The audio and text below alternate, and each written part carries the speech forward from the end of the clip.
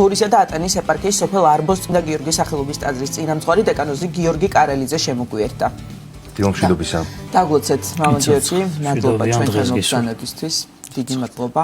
ცილისწამების ცოდვის შესახებ უნდა ვისაუბროთ. მეცხრე ცნება ყველამ ვიცით, არა ცილისწამა მოყვას და შენსა წამებითა წრუითა.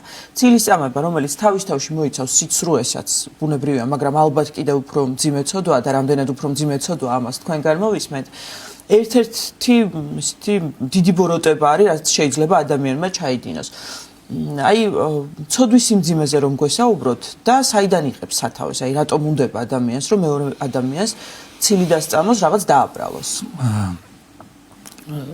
მოკლედ, ყველაფერი უნდა დავიწყოთ ცნებიდან, ხო? ქრისტეს ცნებიდან, იმიტომ რომ ისე იგი რატო რო არ ღვევცნება ზოგადად სულიერი კანონის დარღვევა იწევს რაღაცა პრობლემას, იმიტომ რომ როგორც ფიზიკური კანონის რღვევა იწევს, მაგალითად მეხუთე სართულიდან თუ კიბით არ ჩამოხვალ და გადმოხტები ადამიანი, მოკლედ თავს დაიშავებ, ასევე სულიერი კანონი, მოკლედ როცა ირღვევა, აუცილებლად ეს, მოკლედ რაღაცა ადამიანს თვითონაც და სხვასაც ტკივილს აყენებს რა.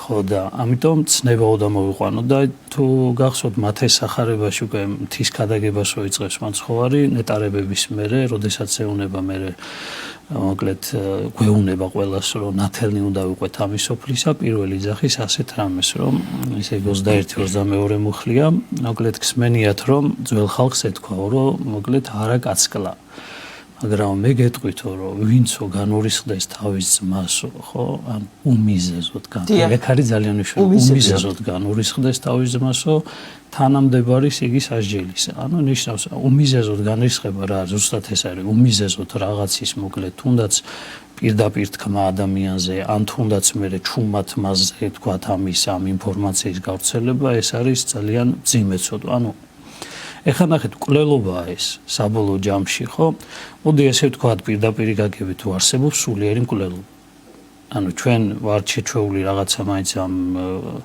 ყოფით ცხოვრებაში ცხოვრებას და ადამიანს სანამ ფიზიკურად არ დაინახავ ჯვარი წერია ყველას მოკლედ მკვდარს მანამდე შენ არ ფიქრობ რომ ის ადამიანი შეიძლება მანამდე უკვე მკვდარი იყო ეს შენი თუნდაც წარმოთქმული სიტყვით ეხლა ძარმინდა ძალიან დავამძიმო მდგომარეობა, მაგრამ იცოდეთ, რომ ყველა ჩვენთაგანს ერთი პატარა სასაფლაო გვაქვს ასეთი, რომელიც აქ არ ჩანს და გამოჩნდება ზეცაში. და მაცხოვარი ასე წაღის, ყველა თქვენი ნათქვამი სიტყვისთვის, რომელიც დედამიწაზე თქვითო, რაო, პასუხს აგებთ ზეცაშიო, ხო?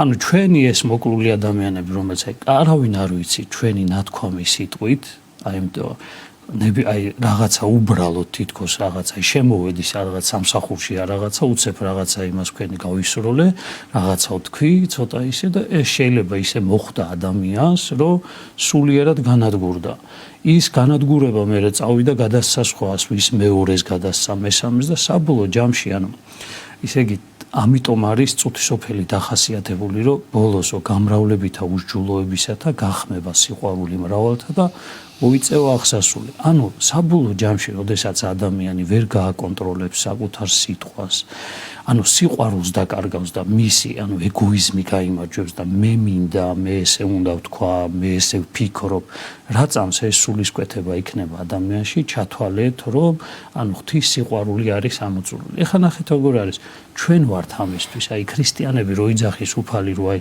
სახარებაში ნეტარების მერე რო თქვენ ხართ ნათელი ამას ოფლისაო რაზე აქ საუბარი ნახეთ გეუნ პირველი ეს მოყავს რომ აი ცილის წამებაზე აკეთებს ანუ სამყარო ესე ცხოვრობსო ანუ სამყარო ერთმანეთს სულიერად ხოცავს და არ თulis იმას რომ ფიზიკმა ისინი თვლიან მარტო რომ ფიზიკურად თუ მოკვდა ადამიანი კვდება მაგრამ მე გეტყვი თქვენ რომ სულით ნუ მოკლავთ ადამიანებს ანუ არსებობს სულიერი სიკვდილი რომელსაც თქვენ ხელს უშლით ადამიანებს ზოგადად ცხონებაში და თქვენ თვითონაც მოკლედ კარგავთ ამ ცხონებას და ცილის წამება შეიძლება იყოს მიზეზი როდესაც ადამიანს სულიერად ყავდა 4 ადამიანს კლავს ცილის მწამებელი პირველი საკუთარ სულს კლავს ეს არის თვითკვლელობა აი ყველა უნდა ვიცოდეთ რომ ეს არის საკუთარი სულის მკვლელობა. რატო? იმიტომ რომ ცილის წამებელ ადამიანში თავისთავად უკვე მკვდარია სული. იმიტომ რომ ცილის მწამებელი ადამიანი შეუძლებელია ანუ აი სული ცოცხალი იყოს მასში და მას ეს მოუნდესო ცილი დასწამოს ვინმეს. ანუ ის სული ცოცხალი ადამიანი მუდმივად აკონტროლებს თავის სიტყვას.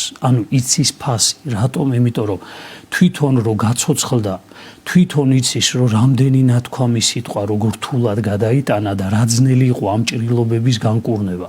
რა ძნელი იყო უბრალოდ იმ ადამიანმა, რომელმაც მას ან ცუდი თქვა და ცილი დასწამა, რა ძნელი აპატიო, იმიტომ რომ უფალი გეუნება მცნებას, რომ შენდობა მიეცი ადამიანებს, ვინ შეიძლება რომ ისე იგი ცილი დაგწამოს და ამიტომ მე როდესაც ვიცი რა ძნელია ეს, მე როდესაც ვიცი როგორ გავიარე ეს გზა, ანუ შინაგანი რღვევის გზა უამრავმა ადამიანმა, რომელმაც მე შეიძლება ჩემი ბრალიც იყო, მაგრამ მე ეს მიღებული ჩემ თავზე ინფორმაცია, რომელიც არის იმდენად გამანადგურა, აქედან წამოდგომა რა რთული იყო, მაშინ მე ვფიქრობ, მე სხვას არ მოკლავ ამით, მაგრამ ადამიანი, რომელიც ესე მოკლედ, ძალიან მარტივად, მე გეტყვით, ქალბატონებს მინდა უთხრა და მამაკაცებიც არ ჩამორჩებიან დღეს, მით უმეტეს ამ სოციალურმა ქსელმა გაადვილა ეს მომენტი. იცოდეთ, ორნი როდგე ხარ და მესამეზე საუბრობთ, იცოდეთ, რომ ეს კვლელობაა. ანუ საბოლოო ჯამში თითქოს უწყინარად შემოგვიტანეს თავში გახსოვთ რაღაცა ის ყვითელი პრესა, იმან ესე გააკეთა, ამან ესე. დღეს შედით სოციალურ ქსელში ადამიანი თავის თავზე ალაპარაკობს, ყველა საუბრობს ვიღაცამ რომ რაღაცა ეს, ნიშნის მოგებით. ადამიანები ოჯახის წევრებზეც კი, ოჯახში რომ რამე მოუხდებათ, კი ვერ საუბრობენ ერთმანეთთან, იმაზე Facebook-ზე გამოუქვეყნებენ რაღაცა ნიშნის მოგებით პოსტს, რომ გული დაწყვიტონ, იმიტომ რომ იმ სიტყვებს პირადად ვერ ეტყვის. ანუ იქ გამოუქვეყნებს რაღაცას და ფაქტობრივად ამდენ ხალხში ყველა ხო ხდება არა, რაც ხდება, როგორც არის და ამდენ ხალხში ადამიანს სულიერად კლავდა. ამის წამოღებაა რთული. მე რო პირადად რამე გითხარი და ეს პატიება ადვილია, მაგრამ როდესაც ჩვენ უკვე ეს გაავრცელებ, თქვათ ეს რაღაცა საჯაროდ, ამის უკან წაღება ეკლესიაში წარი კანონი, ხო? ცოდვა, რომელიც საჯაროდ იქნა ჩადენილი, საჯაროდ უნდა იყოს აღიარებული, რომ იმდენი ადამიანი, რომელიც შენი თქმის გამო დაბრკოლდა, იმ ადამიანების განკურნება მოხდეს, რომ იმ ადამიანებს უთხრა რა ბუდიზმის გიხდით, მე ტყუილი გავავრცელე და ამიტომ მასში კურნება მოხდეს, რომ იცი რა ვიღაცას ის პატივი აღუდგეს და ის ადამიანის გაცოცხლდეს. ანუ გითხარით, 4 ადამიანი კვდება, ნახეთ რა ხელამკვლელობა. ეს კონკრეტულად ვიძახი 4 ადამიანს, თორე თუ მასშტაბურად გავრცელდა, უამრავი ინფორმაცია ბევრ ადამიანს კლავს. პირველი საკუთარ თავს ხო კლავს, მეორე გამავრცელებელი ვისაც შენ უთხარი და მე იმან გაავრცელა, მესამე მსმენელი, ერთმა მოისმინა, ორმა მოისმინა, ისიც ფაქტობრივად სულიერად კვდება და მეოთხე ადამიანი ეს არის მსმენელი, ვინც მოისმინა, გამავრცელებელი და მსმენელი, მომსმენი ადამიანი. ანუ ფაქტობრივად დამანგრეველი აქვს ამას ძალა რა და ამით დღეს ნახეთ ყველაზე მეტად ქრისტიანებს ამაში შემოგვებარა. ამაში ლაპარაკობ და სიტყვას ფასი დაეკარგა და რას ვერ ხვდებით, იცი? მეორე ჰიპოსტასი სიტყვა ქვია. ანუ ღმერთის, ყოვლადწმინდა სამების მეორე ჰიპოსტასმა, იმემკვი, ლოგოსია, სიტყვა ქვია. ისე იგი სიტყვას რამხელა ძალა და მნიშვნელობა აქვს, ხო? ეს არის უმთავრესი და უმნიშვნელოვანესი, რომ დილით გაღვიძებულმა ქრისტიანმა ადამიანმა, ხო? როგორ გითხრათ, იცი, სანამ ლოცვას დაიწყებ, ამაზე ფიქრი უნდა დაიწყო. ახლა დღეს მე ხო გავიღვიძე, ხო? უნდა ვთქვა, რომ იცი რა, ყველა მოდი ჩემს სიტყვას, განა რამდენ სიტყვას ვამბობთ, ხო? რამდენს ვლაპარაკობთ, ხო ზოგადად, ხო? გადავაადგილებით ისე მოდივართ. მოკლედ ხშირ შემთხვევაში აღარ გვიწევს ეს ურთიერთობა, განა რამდენ საუბრობ. ადამიანი იქნებ შეეცადო ადამიანმა, რომ რაღაცა თუ ისაუბრო ყოველთვის რაღაცა დადებითი და სიყვარულით. ადამიანები არ მოკლა რა. ძალიან ხშირად ჩვენ არ ვუფიქრდებით ხოლმე ჩვენ საუბარს ვიღაცის ნათქვამი შეიძლება გავიმეოროთ და უნებლიეთ ჩავარდეთ ცილის წამების ცოდვაში. ამის განზრახულობა არ გქონდეს შეიძლება და ეს განგებ არ გავაკეთოთ, მაგრამ რაღაცა ჭორი გავიგეთ, ამას ვიმეორებ, არ ვიცი სიმართლეა თუ არა და მაინც გამოდივარ რომ ცილს წამებ ხო ადამიანს. გამოდის ეს. აქ რაზეა საუბარი, იცით? ნახეთ, მე ტყუია გავისრულე თქვათ, მაგრამ მე ვინმეს მოკლა კი არ მინდოდა. ახალი წელია უბრალოდ, ხო, რაღაცა გაუფრთხილებლად გამოვედი, ან რაღაცა, რავი, ერთმა ყველას სიხარული მისცეს, ან ვიღაცა შვილია ყოლა, რაღაცა, ხო, არის ხომ ესეთ. ტყუია გავისრულე რა. რამდენი ყოფილა შემთხვევა, მაგალითად, ან რაღაცა გაუსრია და ვიღაცა მომკვდარა, ხო?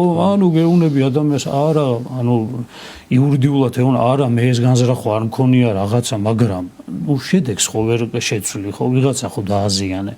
ამიტომაც აი წეღან ამიტომ თქვი რომ ქრისტიან ადამიანებს აი ამ პასუხისგებლობისკენ მოგვიწოდებს ქრისტე და გვეუბნება რომ ანუ იცოდეთ სამყარო ამაზე დგას და თქვენ მაინც იყავით სხვანაირები რომ აი ეს სულისკვეთე მაგალითად სამსახურში რომ მიხვედი ხო შეიძლება იქ ადამიანს ახლა პირდაპირ უთხრა რომ შენ უჭორაობ და ნუ ლაპარაკობ ვიღაცაზე ან ეწყინოს არ რაღაცა მაგრამ ყოველ შემთხვევაში თანამონაწილე მაინც არ უნდა გახდე ამისა რა უნდა აგრძნობინო სივრცეს სადაც შენ ხარ სადაც გინდა იყვერო იცი რა ეს არის ძალიან მძიმე ცოდვა ეს არის ანუ აი ხო გეუბნებით აი ყველა ადამიანს იცოდე მათ შორის ყველაზე მეტი სასულიერო პირსაც, იმიტომ რომ ჩვენ მეტი ურთიერთობა გვაქვს ადამიანებთან და მე ვიტყვი ხოლმე, როგორც ექიმები იტყვიან ხოლმე თვითონ, რომ მათი გაცეული რეკომენდაციებით უამრავ ექიმს აქვს თავისი პატარა სასაფლაო, იმიტომ რომ გაჩვენმა არიცი შენ დანიშნული რეცეპტით რა მოხდა მერე, ხო? შეიძლება იმ წუთში ვერავინ მიხვდეს რატო დაემართა, მაგრამ ერთმა გამოწერილმა წამალმა შეიძლება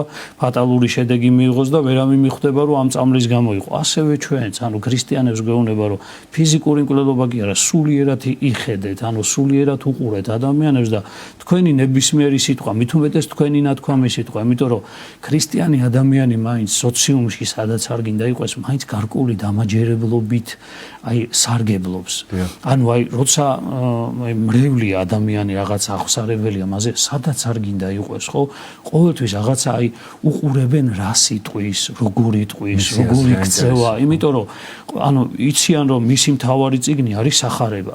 და ეს ადამიანი სახარებით ცხოვრობს, გამიგედა მინიმუმ. ამიტომ ახლა ხა იმ მოდელებსაც სიწმინდეს თხოვენ სულ აი ხალხი რო ანუ ვიღაცამ თავზე რო დაიმხოს თელი სამყარო, კაჩვილი არაფერს არ იტყვის, ეხა ესე იგი უამრავი რაღაცები ვრცელდება, გადახედეთ სოფლიოში რა ამბავია, ხო? დელმა რო ერთი ფეხი გადაუბრუნდეს და ვიღაცას უბრალოდ ხმამაღალი სიტყვა უთხრას, ან იქ რაღაცა შეუსაბამო ტანსაცმლით შევიდა და ცოტა უბრალოდ რაღაცა შენიშვნა უთხრას, იქ ერთი ამბავი ტყდება, იმიტომ რომ ყველანი გთხოვენ რას, აგე ქრისტე რას იძახის, ქრისტე და ლოგიკურიც არის ეს კი არ და მოვიცილოთ ჩვენ და კი არ და თქვა თუ არა, მაგრამ პასუხისგებლობა უნდა ვიგრძნოთ, გამიგეთ, ანუ სადაც მივდივართ, ოჯახში, სოციუმში, სადაც არ გინდა მივდიოდეთ, ქრისტიანმა ადამიანმა ეს უნდა იგრძნოს, რომ აი ეს სულისკვეთება უნდა შევიდა. ხა, როცა შენ აი ბოდიში სიტყვით შეგიძლია იქვე მოკლა ნებისმიერი, ну გაავრცელო ნებისმიერი, ხო ვიღაცამ გითხრა უფროსზე რაღაცა, შენს გაატა, უი თურმე იცი ეს, ანუ რაღაცია საუბარი. ანუ არადამაჯერებელი იქნა. მერე შე რო გამოდგე და თუნდაც ვიღაცა დაგიჟდეს და რამე შეგეკითხოს და იქ დაუწყო რაღაცა, ესე იგი საუბრები, იცი რა, აი ესე და სახარებაში ეს არადამაჯერებელი იქნება. რატომ? იმიტომ რომ ყველაზე მთავარში ხარ არაერთგული. იმიტომ რომ შენ ადამიანს არ უფრთხილები, არ იცი ადამიანის გაფრთხილება, ანუ სულის გაფრთხილება არ იცი. ხო და მე ამიტომ ვიძახი ხოლმე რომ ადამიანი რომელიც ესე აი ძალიან ესე უხეშად ლაპარაკობს ინფორმაციას აი ავრცელებს ესე მე ვიძახი ხოლმე რომ სულით მკვდარია ადამიანი იმიტომ რომ აი რაც გითხარი ანუ თვითონ ხომ მკვდარია სულიერად ხო სმენელს კლავს გამავრცელებელსაც კლავს და ვიზეც ავრცელებს იმას ხო კლავს და კლავს ფაქტობრივად ისი ალბათ სხვადასხვანაირად განიხილება მაინც თქვათ აი კატეგორიებიც არის ალბათ ცილისწამებაში ის რომ განგებ ჩადიხარ და განგებ აზიანებ ადამიანის ავტორიტეტს და გინდა რომ დააკნინო საზოგადოების თვალში აი მაგალითად ესეთ მაგალითს მოვიტან რომ აი ცრუჩვენებას აძლევს სასამართლოზე და ციხისთვის იმეტებ აი ესეთი ფორმით ცილისწამება ან ტელევიზიით გამოდიხარ და რაღაცას აბრალებ ადამიანს ან რაღაც მონაწილეობ ამ ფაბრიკაციაში როდესაც შავი პიარი არის კონკრეტული ადამიანის წინააღმდეგ გაგორებული და მეორეა როცა ვთქვათ მეგობრულ წრეში არის ადამიანი რაღაც ვთქვათ საუბრობს ჭორს იმეორებს ესეც ცუდია რა თქმა უნდა და ესეც ცოდვა არის მაგრამ ალბათ სხვადასხვანაირად განიშჯება ეს შემთხვევები, ხო? იცით რა, მე ამის თქმა მინდა ზუსტად ისე ელისაბედ ამას ვიძახი, რომ ჩვენ სხვა რამეზე ჩვენც აი როგორც ახლა თქვენი ძახით, ხო?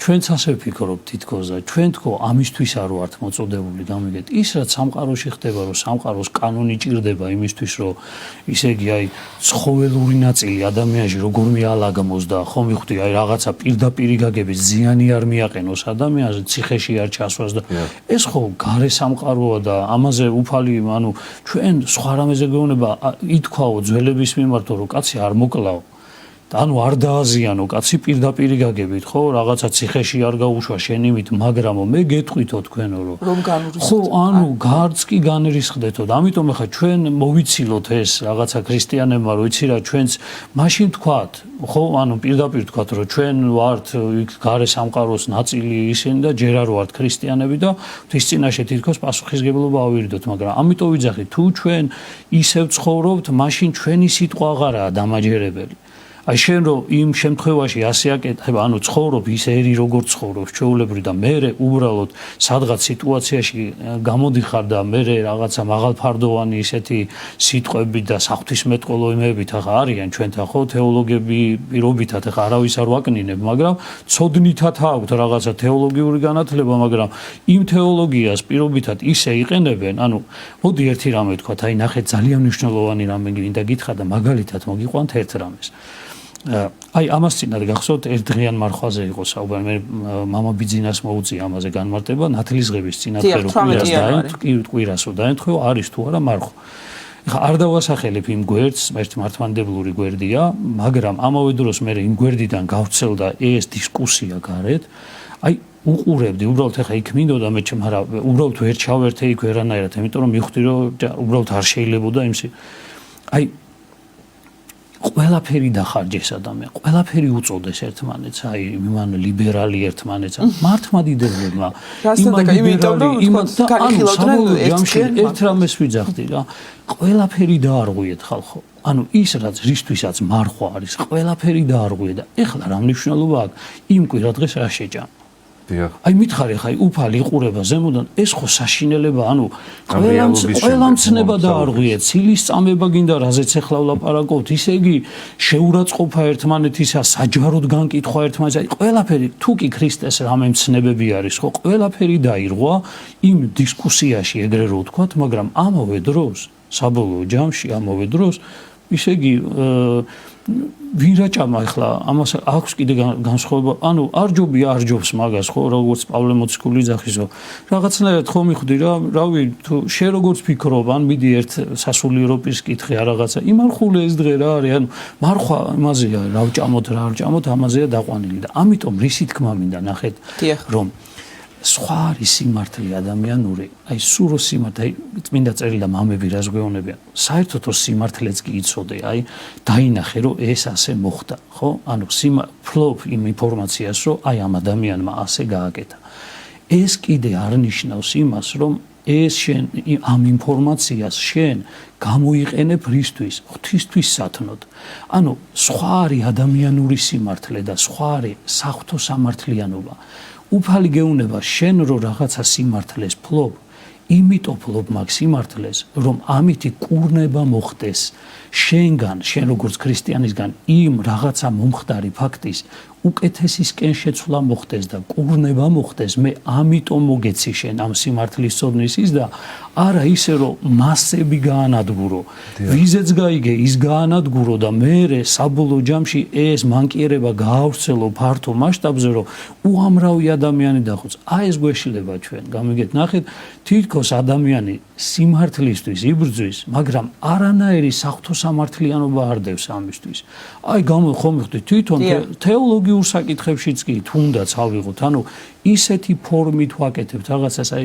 დავს ერთი კითხვის დასმა მინდა ხოლმე რომ გადახედე შენ ნათქვამს შენს ინტონაციას შენ განცდებს გადახედე და მიხვდები ერთ რამეს რომ უკვე სიმართლეს კი არ იცავ საკუთარ აზრს იცავ და სულ სხვა რამეა საკუთარი ხო ანუ შენი საკუთარი აზრის დაცვა სულ სხვა რამეა და სხვა არის ის რაც საღვთო სიმართლე არის და ამიტომ საბოლოო ჯამში ადამიანი მე კრიზისში შედის ამ დროს საკუთარ აზრს იცავს და ცდილობს რას რომ მე იმიტომ რომ სიმართლე ვიცი ჩემი სიმართლე და საღვთო სამართლიანობა უნდა გავაერთიანო და თქვა ჩემი ბრძოლა არის რისთვის ღვთის სამართლიანობისთვის არის და ეუნები ასეთ რამეს რომ კი შენ სიმართლეს ფლობ ადამიანურ სიმართლეს ესე ვთქვა ინფორმირებული ხარ მაგრამ ეს ინფორმაცია იმისთვის მოგეცა შენ რომ ამ ინფორმაციით შენს განიკურნო გამიგეთ ანუ ნახეთ ექიმთან მოვიდა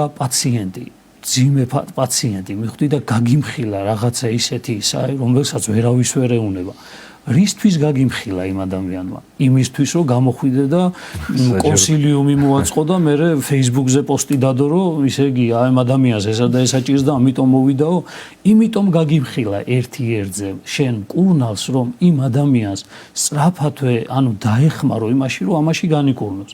და აი ეს განსხვავებაა, ნახეთ, ექიმმა შეიძლება თქვას რომ იცი რა მე ისე იგი ჩათვალოს რაღაცა თავის აზრები მოვიდესო, ეს თავისი სიმართლე, რომელიც ინფორმაცია, რომელიც გაიგო, აუცილებლად გასავრცელებელია, ეს არის ისა და საბოლოო ჯამში თვით იმ ადამიანს ხომ მოკლავს და საბოლოო ჯამში მას გარშემოც უამრავ ადამიანს ამის გამო დააზიანებს.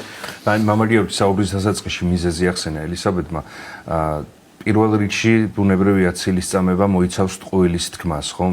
მთავარი ეს არის და ტყუილი და ცილისწამება არის ისეთი ცოდვები, რასაც ალბათ ხშირ შემთხვევაში ადამიანები არ ვაკვირდებით, არ ვიაზრებთ, რამდენად მომაკვდინებელი ცოდვაა ერთიც და მეორეც. მიზეზზე მინდა ვისაუბროთ, რა შეიძლება იყოს მთავარი მიზეზი იმისა, რომ ადამიანს მოსწონდეს, უყვარდეს ასე საჯაროდ გამოტანა ადამიანების პირადის და დასაცინად გახადოს ნებისმიერი ადამიანის ცხოვრება, განიკითხოს, რა სხვაობა შეიძლება იყოს ცილისწამებასა და მხილებას შორის, აი სად არის სხვარი, რა შეიძლება ვთქვათ ამის შესახებ. აი ნახეთ როგორ არის მინდა გითხრათ ერთი რამე, რომ ბოროტ სულსაც აქვს ძალა. დიახ. თქვენ ხო იცით რომ ადამიანები აი სახარებიდან აიღეთ ის ეშმაკეული ადამიანი რო არის, ჯაჭვითაც კი ვერ აბავდნენ. ნიშნავს იმას, რომ ბოროტ სულს აქვს გარკვეული ძალა. რა თქმა უნდა არსებობს საღვთო ძალა. ნახეთ, ხშირად ადამიანი, რომელიც ნახეთ დაჩვეულია იმას, რომ ძალა ჭირდება, ცხოვრებისეული ძალა ჭირდება. ის ძალა კი არა, აი რაღაცა ფიზიკური მუსკულატურა კი არ ჭირდება. აი შინაგან ძალას რო ვეძახით, აი რაღაცა ეს ემოციური და შინაგანი ესეთი ძალა, რომ მოკლედ ნებელობა, რომ მაგალითად მე სამსახურში რო წავიდე, მჭირდება გარკვეული ნება, კი, რომ ეს მუსკულატურა ვაიძულო, რომ წავიყვანო, იმიტომ რომ იქ მეზარება რაღაც ეს, მაგრამ ამიტომ ძალა მჭირდება რაღაც.